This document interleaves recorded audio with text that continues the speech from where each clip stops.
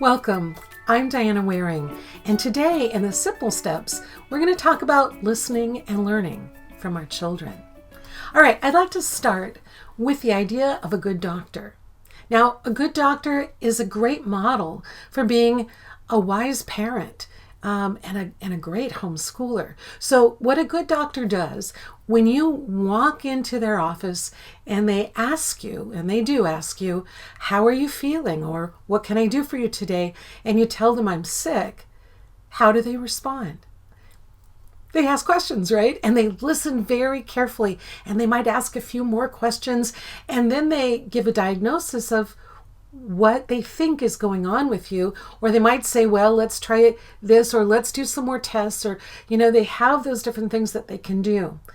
And we all have in our mind what kind of model this is for a good doctor. Warm bedside manner, very careful, very patient, and very knowledgeable of how to solve the problem.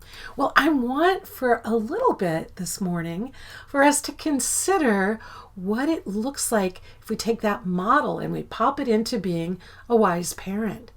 I think it's going to mean we'll ask and we'll listen to our children. So we have this beautiful mom and her daughter here, and the mom is obviously listening to her daughter. I want you to picture, if you have a girl and your daughter walks in and says, Mommy, let's say she's doing her mathematics. Might be her multiplication tables, all right? She's in 4th grade. Mommy, this is too hard. And, we have options. The way we respond at that moment, we do have options. We could get very frustrated. I spent a lot of money getting something for you. We could feel like, I've worked with you so much and we've gone over this and you're not getting it. And I'm just so frustrated with you. We could feel like it's their fault. We could have a number of different responses. We could think, you're just being lazy, get to work. There's a lot of different options that we have at that moment. My simple step for you, I'd like you to think about in that moment, what happens if you become like a doctor who's trying to figure out what's the matter? What's the problem? How do I solve this problem? How do I help this child get back to health in their learning, in that smile on their face, and where they're able to take the next step? How do I do that? Well, as we ask questions, they might say, I don't know, which is, some adults, when they are with a doctor and a doctor asks them a question, they go, I don't know. And so we don't always know why. Children don't always know why. They're kids, right? So we have to bring another element to the table. We need to observe them. We need to consider what might be going on here. Well, I have a picture of blueberries and yogurt first to think about, because, our kids might be hungry. It simply might be that little girl or your teenage son or whoever it is you're having the problem with, whoever it is that's not moving forward, not able to continue going forward and learning, they're stuck and they're having a hard time and you're trying to help them. They might be hungry. I know that they just ate 15 minutes ago, but maybe they need something else like blueberries, which are great brain food. Maybe they're in a growth spurt and they just kind of constantly need something to nibble. Whatever it is, it's something that you can consider. Do they just need a snack? There's also a picture of a girl asleep out on the grass. Your child might be tired. Learning is hard work, very hard work. So maybe they need a rest. Maybe they need a nap. Maybe you need a nap too. And I don't know if that's possible, but you can give it to them. You can allow them to have a breather. You don't have to get through all that stuff today. You really don't. They need to be able to move forward with confidence and with joy in learning, or at least the sense that they can learn. And being tired and their brain being tired, maybe their body isn't tired, but maybe their brain is tired, that is legitimate.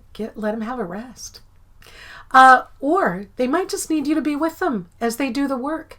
I met a lady that was exactly what the problem was. She had a very bright son who wanted her to sit next to him while he did his math facts. And she said to me, she was frustrated because she said, he's perfectly able to do that without me being there, and I have other things to do. But she realized, as I had been talking in a homeschool workshop, that maybe she should try just sitting with him. That's what he had asked. And she felt free to go ahead and sit with him. And he was going to grow out of that. He wouldn't always need her to sit there with him. But that picture is here to represent it might be a possibility. And I know you have a lot to do.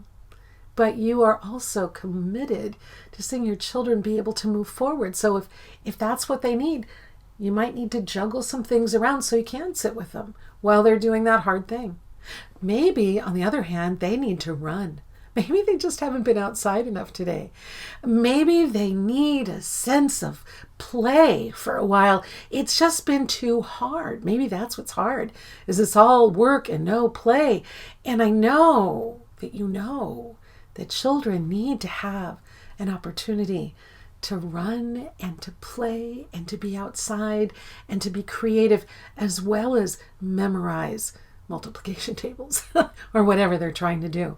So that's another one to consider.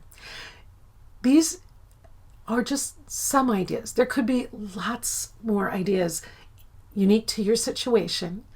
And I want to suggest to you that whatever you try, that you do it gently and kindly. If you offer blueberries, for instance, to your child, you say, well, I got some blueberries, I could try that. Don't get angry with them. If they go, I don't like blueberries, try something different. This is not about, it's not a reflection on you. Right now, you're just trying to be a good doctor. You're trying to find the right diagnosis. You're trying to find the thing that will help them do the work they need to do of learning. You're simply trying to solve that problem. All right, that's it. Hope this is helpful. I'll see you next time. Bye.